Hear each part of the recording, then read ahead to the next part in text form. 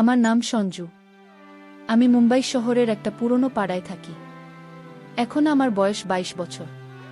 কিন্তু এই গল্পটা তখনকার, যখন আমি মাত্র ১২ বছরের ছিলাম। আমাদের বাড়ির পিছনে আঙ্কেল আর তার স্ত্রী রাগিনী আন্টি থাকতেন। আঙ্কেল বয়সে অনেক বড় ছিলেন, কিন্তু আন্টি যেন কোনো সিনেমার নায়িকা। লম্বা ঘন চুল, বড় বড় কালো চোখ, গোলাপি ঠোঁট আর একদম ভরসা। ছোটবেলা থেকেই আমি তাকে দেখে আসছি, কিন্তু কখনো কথা বলার সাহস হয়নি। একদিন অন্যটি খাটিয়ায় শুয়েছিলেন, তার ওড়না একটু নেমে গিয়েছিল আর চোখ বন্ধ ছিল। আমি শুধু তাকিয়েছিলাম। হঠাৎ তিনি চোখ খুললেন, সোজা আমার দিকে তাকালেন আর বললেন, সঞ্জু, কি দেখছো? আমি তো একদম ঘাবড়ে গেলাম। তাড়াতাড়ি বললাম, কিছু না আন্টি। তারপর অন্যদিকে তাকানোর ভান করলাম, কিন্তু মন তো আর ঠিক থাকছে না। অন্য হালকা হেসে বললেন, আচ্ছা। আমি মাথা নাড়লাম আর চুপচাপ ফিরে এলাম। কিছুক্ষণ পর আন্টি আমাদের বাড়িতে এলেন, মার সঙ্গে হাসি মুখে গল্প করতে লাগলেন। আমার ভয় হচ্ছিল কোথাও আন্টি মায়ের কাছে কিছু উল্টোপাল্টা বলে না দেন। আমি চুপি চুপি বেরিয়ে যাওয়ার চেষ্টা করলাম। তখনই পিছন থেকে ডাক, সঞ্জু। আমার তো পাক আপছে। ভয়ে ভয়ে ঘুরে বললাম, জি আন্টি। আন্টি আবার হালকা হেসে বললেন, বাজারে যাচ্ছ? আমার জন্য কিছু জিনিস নিয়ে এসো মা। ও মাঝখান থেকে বলে উঠলেন, হ্যাঁ বাবা, নিয়ে এসো। আমার আর কোনো উপায় ছিল না। মাথা নড়লাম। অন্য একটা কাগজে লেখা লিস্ট আর টাকা দিলেন। যাওয়ার সময় বললেন, জিনিস নিয়ে আমার বাড়িতেই চলে এসো। কথাটা আমার কেমন যেন লাগলো, তবু কিছু না বলে চলে গেলাম। বাজার থেকে জিনিস কিনে ফিরলাম। মা বললেন, আন্টি তার বাড়ি চলে গেছে। ভাবলাম ঠিক আছে, দিয়েই আসি। তার বাড়ির দরজা হালকা খোলা ছিল। ভিতরে উকি দিয়ে ডাকলাম। আন্টির গলা ভেসে এলো, আয় ভিতরে আয় সঞ্জু। আমি গেলাম। তিনি আমার দিকে তাকিয়ে মুচকি হাসি হাসলেন। বললেন, বাহি, তুমি তো তাড়াতাড়ি চলে এলে। আমি জিনিস দিয়ে চলে যাচ্ছিলাম। তখনই তিনি ডাকলেন, সঞ্জু, একটা কথা জিজ্ঞেস করি? আমি বললাম, হ্যাঁ জিজ্ঞেস করুন। তিনি মাথা নিচু করে হালকা হেসে বললেন, তোমার কোনো গার্লফ্রেন্ড আছে? আমি তড়িঘড়ি বললাম, না। অন্য তার চোখে একটা অদ্ভুত চমক দেখলাম। আমি জিজ্ঞেস করলাম, কি হলো? অন্য তিনি বললেন, এমনি জিজ্ঞেস করলাম। তারপর চুল ঠিক করে মুচকি হাসলেন। আমার মাথা ঘুরে গেল। এই প্রশ্ন, এই হাসি, কি চলছে? আমি আর কিছু না বলে সেখান থেকে প্রায় দৌড়ে বেরিয়ে এলাম। সেই রাতে আমার ঘুম হলো না। অন্য কেন এমন প্রশ্ন করলেন? এরপর আন্টি আমাদের বাড়িতে এলেন। বললেন, দিদি, একটু দুধ পাওয়া যাবে? মা বললেন, এখন গ্যাসে রেখেছি, একটু পর নিয়ে যেও। আন্টি বললেন, ঠিক আছে দিদি। তিনি চলে গেলেন। তখনই মা ডাকলেন, সঞ্জু। আমি বেরিয়ে এলাম। মা বললেন, রান্নাঘর থেকে দুধ নিয়ে আন্টির বাড়ি দিয়ে আয়। আমার হাত পা ঠান্ডা হয়ে গেল। আবার আন্টির বাড়ি যাওয়া মানে তার প্রশ্ন আর হাসির মুখোমুখি হওয়া। মাকে না করতে পারলাম না। দুধ নিয়ে ধীর পায়ে তার বাড়ির দিকে গেলাম। দরজা আবার হালকা খোলা। ভিতরে উকি দিয়ে ডাকলাম, আন্টি। মিষ্টি গলা, আয় সঞ্জু। ভিতরে গেলাম। তিনি রান্নাঘরে দাঁড়িয়ে আমাকে দেখে হাসলেন। বললেন, এত দেরি করলে? আমি দুধের বাটি দিয়ে বললাম, মা একটা কাজ দিয়েছিল তাই। তিনি বাটি নিয়ে বললেন, আচ্ছা শোনো। আমি তড়িঘড়ি বললাম, যে আন্টি? তিনি হালকা হেসে বললেন, তোমার সত্যি কোনো গার্লফ্রেন্ড নেই? আমি মাথা নাড়লাম না। তিনি কয়েক সেকেন্ড আমার দিকে তাকিয়ে রইলেন। তারপর ধীরে ধীরে বললেন, আচ্ছা, কাউকে পছন্দ করো? আমার মনে হলো প্রশ্নের বৃষ্টি হচ্ছে। মাথা নিচু করে বললাম, না, এমন কিছু নেই। তিনি একটা হালকা নিঃশ্বাস ফেলে আমার দিকে ঝুঁকে বললেন, তাহলে একটা গোপন কথা বলো। আমি একটু ঘাবড়ে গিয়ে বললাম, কি কথা আন্টি? তিনি আমার চোখে চোখ রেখে ধীরে বললেন, যাকে পছন্দ করা হয় তাকে কখনো বলতে হয় না। সামনের মানুষ নিজেই বুঝে নেয়। আমার বুকটা ধাস ধারাস করতে লাগলো। এটা কি হচ্ছে? অন্য দুধ গ্যাসে রেখে মুচকি হেসে বললেন, যাও, মাকে বলে দিও দুধ রেখে দিয়েছি। আমি কিছু না বলে তাড়াতাড়ি বেরিয়ে এলাম। সেই রাতেও ঘুম হলো না।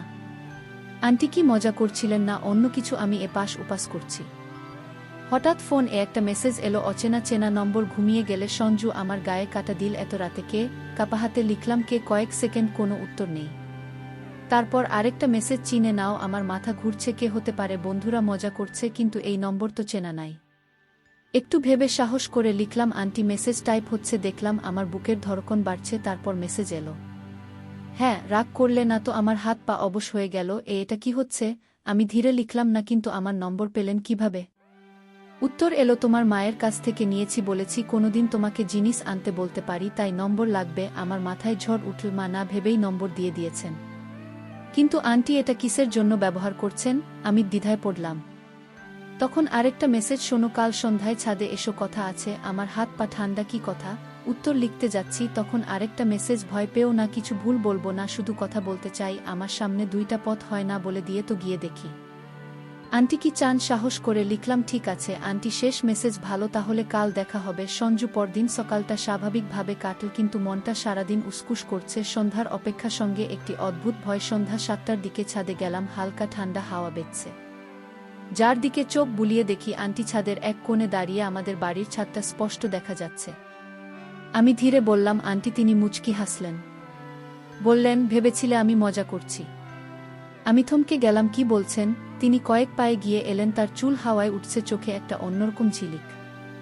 হঠাৎ বললেন, কাউকে কখনো ভালোবেসেছ? আমার বুক ধক করে উঠল। এ কেমন প্রশ্ন? আমি একটু হেসে বললাম, না। আমার ভিতরে ঝড় উঠল। আন্টি কি আমার জন্য কিছু ভাবছেন? আমি সাহস করে বললাম, আপনি এসব কেন জিজ্ঞেস করছেন? তিনি একটু চুপ করে রইলেন, তারপর ধীরে বললেন, কখনো কখনো কারো সঙ্গে কথা বলতে ভালো লাগে। যদি সে তোমাকে বোঝে তাহলে আরও বেশি। আমি কিছু বলতে যাচ্ছিলাম, তিনি মাথা নেড়ে বললেন, কিছু সম্পর্ক বলা হয় না, আর কিছু কথা শুধু অনুভব করার জন্য, বলার জন্য নয়। তার এই কথা আমার মাথায় ঘুরতে লাগল। এটা কি বন্ধুত্বের কথা নাকি অন্য কিছু? তিনি একটা লম্বা নিঃশ্বাস ফেলে বললেন, যাও মা খুঁজবে। আমি মাথা নাড়লাম আর ফিরে এলাম, কিন্তু ভিতরে একটা হলচল শুরু হয়ে গেছে। যা হচ্ছে তাকে শেষ হবে নাকি চলবে? সেই রাতেও আবার বেচেনি আন্টির কথাগুলো মাথায় ঘুরছে। কিছু সম্পর্ক বলা হয় না। আমি কি বেশি ভাবছি নাকি আন্টি সত্যি কিছু বলতে চান যা সরাসরি বলতে পারছেন না? পরদিন সকালেও মনটা উদাস। দুপুর পর্যন্ত আন্টিকে দেখলাম না। সন্ধ্যায় আমি বাড়ির বাইরে দাঁড়িয়ে হঠাৎ পিছন থেকে ডাক, সঞ্জু। ঘুরে দেখি আন্টি মুচকি হাসছেন। বললেন, বাজারে যাচ্ছ? আমি বললাম, হ্যাঁ, কিছু জিনিস আনতে হবে। তিনি পাশ থেকে 200 টাকার নোট বের করে দিলেন, বললেন, আমার জন্য কিছু জিনিস নিয়ে এসো। আমি চুপচাপ নোট নিলাম, কিন্তু এবার তিনি যাওয়ার সময় ধীরে বললেন, শুধু জিনিস নয়, সন্ধ্যায় ছাদে এসো, কথা আছে। আমার বেচেনি আরও বেড়ে গেল। তাড়াতাড়ি বাজার থেকে জিনিস নিয়ে তার বাড়ি দিয়ে এলাম। মা ভাবলেন আমি শুধু জিনিস দিয়ে এসেছি। সুযোগ পেয়ে ছাদে গেলাম। আন্টি আগে থেকেই দাঁড়িয়ে বললেন, ভালো করলে এসেছ। আমি ধীরে বললাম, কি কথা ছিল? অন্য। তিনি রেলিং এ হাত রেখে বললেন, কখনো মনে হয় যে কেউ তোমাকে বোঝে, কিছু না বলেও? আমি বুঝতে পারলাম না কি উত্তর দেব। তিনি বলে চললেন, তার সঙ্গে কথা বলতে ভালো লাগে। আমার বুকের ধড়কন বেড়ে গেল। এটা কি বলছেন?